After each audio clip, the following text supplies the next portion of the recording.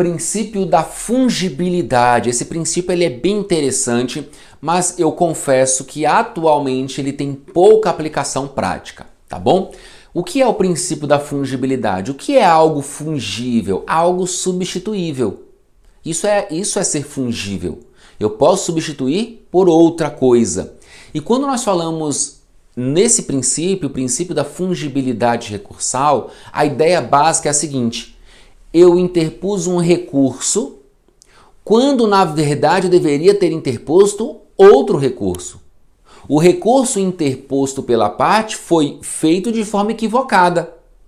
Ao invés de interpor o recurso A contra aquela decisão, a parte interpôs o recurso B. E a ideia é, o órgão adquem pode receber o recurso B como sendo o recurso A, como sendo o recurso correto. Isso é fungibilidade. Agora, na prática, é dificílimo isso ocorrer. Para que seja possível a aplicação do princípio da fungibilidade recursal, é preciso preencher dois requisitos. O primeiro requisito significa dúvida objetiva. Em outras palavras, a dúvida objetiva significa esse recurso, esse equívoco na interposição do recurso, não pode se traduzir aqui em um erro grosseiro. Não pode haver erro grosseiro. Veja, contra a sentença cabe recurso de apelação ou o recurso de agravo de instrumento. Apelação ou agravo de instrumento. Contra a sentença é evidente que cabe apelação, somente apelação. Claro, sem embargo de declaração, mas em termos de recorribilidade para reforma ou cassação, apelação e não agravo de instrumento. E a parte interpõe um agravo de instrumento. Veja, foi um erro grosseiro, não preencheu o primeiro requisito. E se você for advogado do recorrido ou advogada do recorrido, você vai discutir isso. Se o recorrente interpôs o recurso equivocado, você, opa, tribunal, não preencheu o primeiro requisito. Aqui é um erro grosseiro, todo mundo sabe, não há discussão na doutrina e nem na jurisprudência quanto ao cabimento desse recurso. Ninguém discute isso, todo mundo diz que contra essa decisão cabe esse recurso. Então, isso é um erro grosseiro. O tribunal não pode aplicar o princípio da fungibilidade. Muito bem. Então, qual é o primeiro requisito? Não pode haver erro grosseiro. É preciso que haja realmente uma dúvida objetiva em relação à interposição daquele recurso. Perfeito. E o segundo requisito, a observância do prazo, ou seja, o recurso deve ter sido interposto no mesmo prazo do recurso que deveria ter sido aquele realmente interposto. Ou seja, vamos imaginar que o recurso correto, no caso, seja o recurso A. E o recurso A, ele tem prazo de 10 dias, ok? Então, foi uma determinada decisão, contra aquela decisão, o recurso é o recurso A, prazo de 10 dias. Só que a parte se equivoca e interpõe o recurso B. E o prazo do recurso B é de 15 dias. Como o prazo do recurso B é de 15 dias, a parte interpõe no 13º dia, dentro do prazo do recurso B. Se o tribunal for aplicar o princípio da fungibilidade, ainda que tenha havido uma dúvida objetiva, não tenha havido aqui erro grosseiro, não preencheu o segundo requisito, porque o recurso deveria ter sido interposto dentro do prazo do recurso correto. E aqui o recurso é de 10 dias, esse é de 15 e foi interposto no 13º dia. Se esse tivesse sido interposto até o 10º dia, o tribunal aplicaria o princípio da fungibilidade. Porque nós haveríamos aqui, nesse caso, haveria sido preenchido aqui os dois requisitos. Ok? Beleza, olha só, dúvida objetiva e prazo do recurso correto. Mas veja, na prática é muito difícil ocorrer.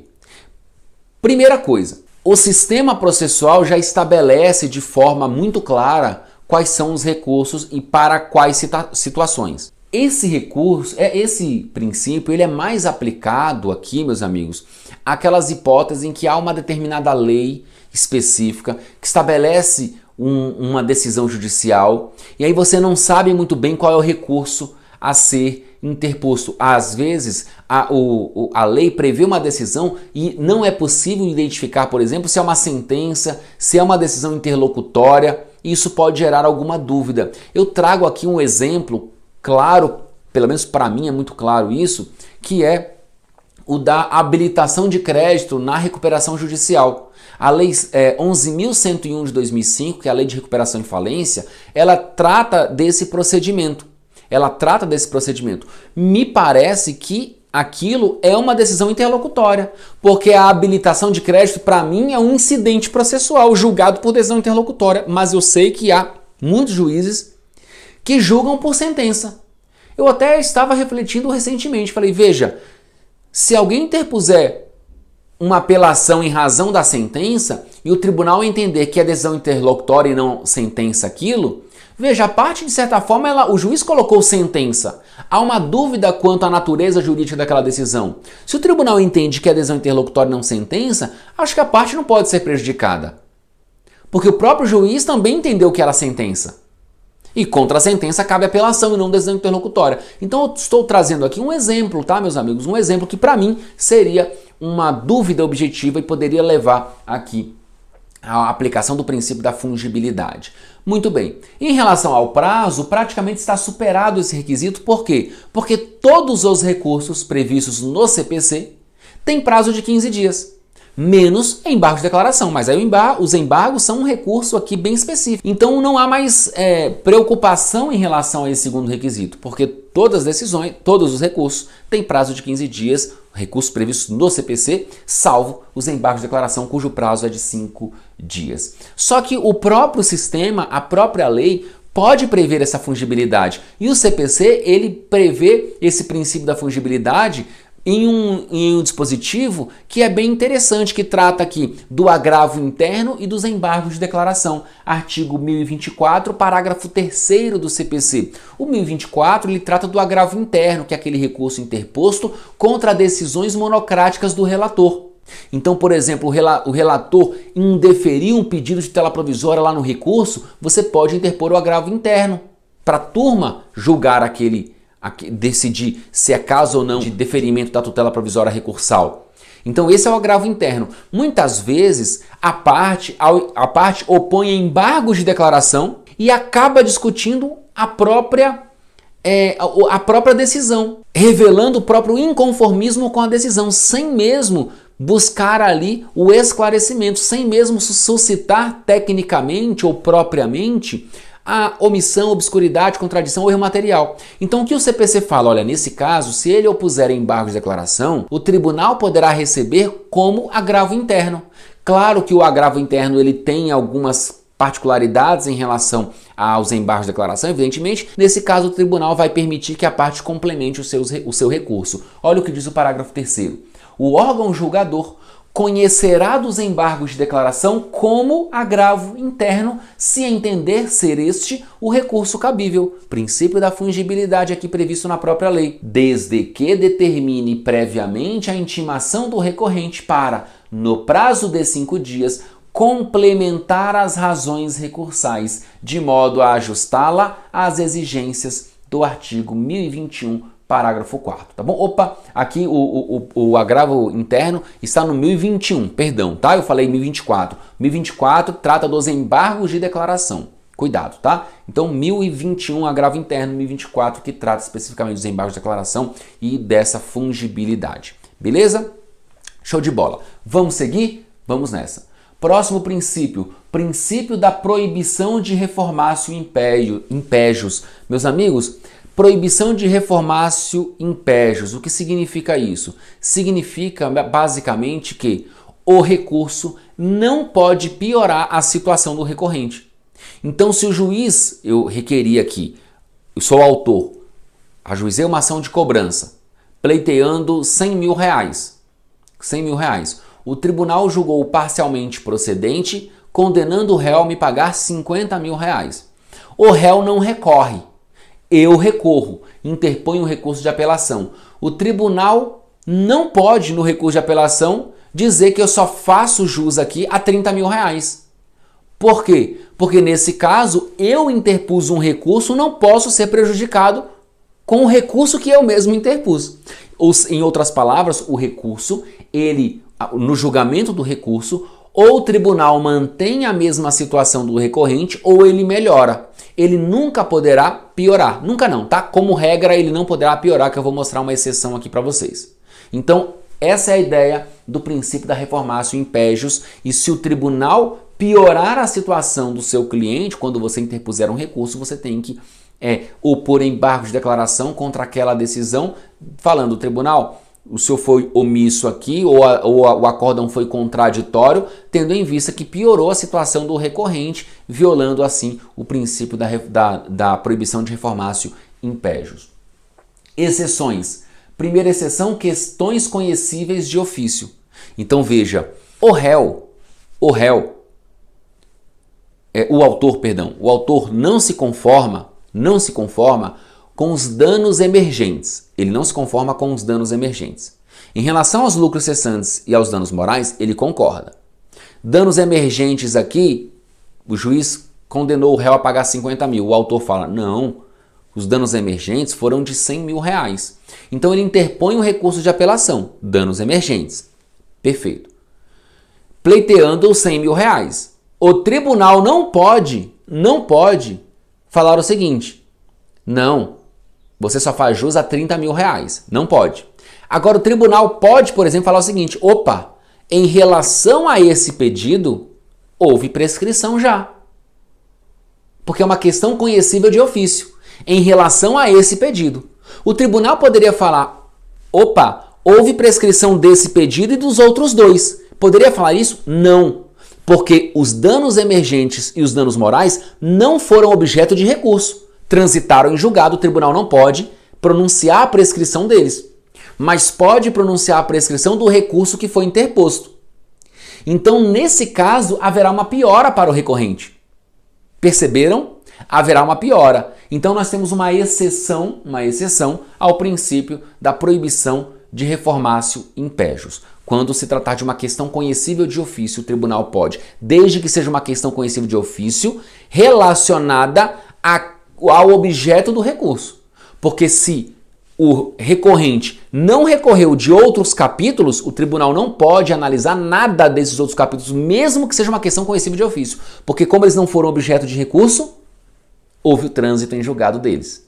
Como esse foi objeto do recurso, qualquer questão conhecível de ofício relacionada a esse capítulo, o tribunal vai poder examinar e aí pode, eventualmente, prejudicar o próprio recorrente. Beleza? Piorar a situação do recorrente. E a segunda possibilidade é chamada teoria da causa madura. Veja, olha que interessante a teoria da causa madura. E nós vamos estudar também a teoria da causa madura com de forma mais profunda. Beleza, não se preocupem por enquanto com ela. Na teoria da causa madura, essa teoria basicamente ela diz o seguinte. Ela diz o seguinte.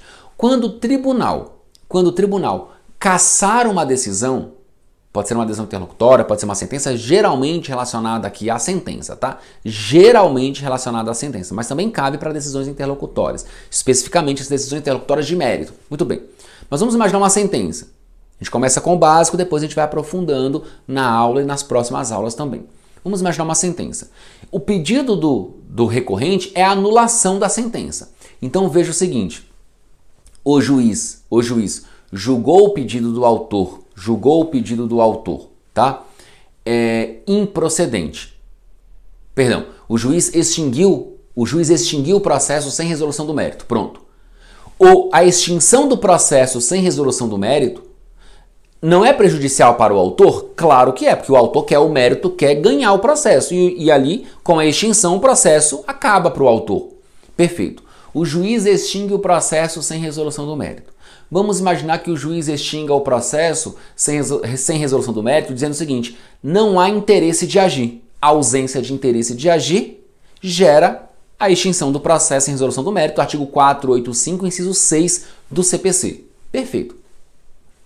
O autor, claro, inconformado com aquela sentença terminativa, porque é uma sentença sem exame do mérito, o nome é sentença terminativa, o autor interpõe qual recurso? Contra a sentença, apelação. Interpõe o recurso de apelação. Fala, tribunal, eu venho requerer a cassação, a invalidação, a anulação dessa sentença. Porque não é caso de extinção do processo em resolução do mérito. Não há aqui ausência de interesse de agir. Pelo contrário, há interesse de agir do autor. Portanto, eu quero a cassação da sentença. O tribunal diz, analisa o caso e fala: realmente o autor tem interesse de agir. O juiz não poderia extinguir o processo sem resolução do mérito. Então, eu casso a sentença. Opa! Aparentemente melhorou a situação do autor, não melhorou? Porque o autor quer a cassação e o tribunal acolheu.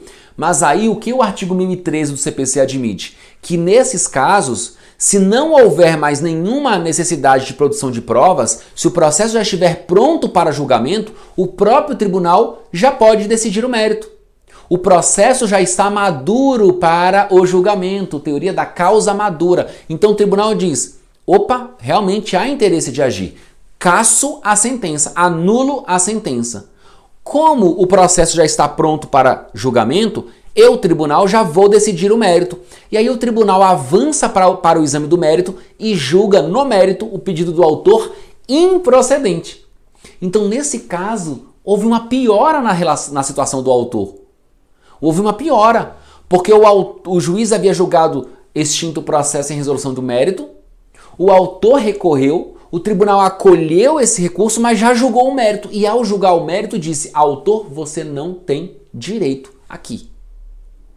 Há interesse de agir, mas em relação ao mérito, você não tem direito. Seu pedido é improcedente. Então, na aplicação da teoria da causa madura, vale a pena a leitura do 1013, tá, meus amigos, após a aula de hoje. Na aplicação da teoria da causa madura, pode haver sim uma piora na situação do recorrente.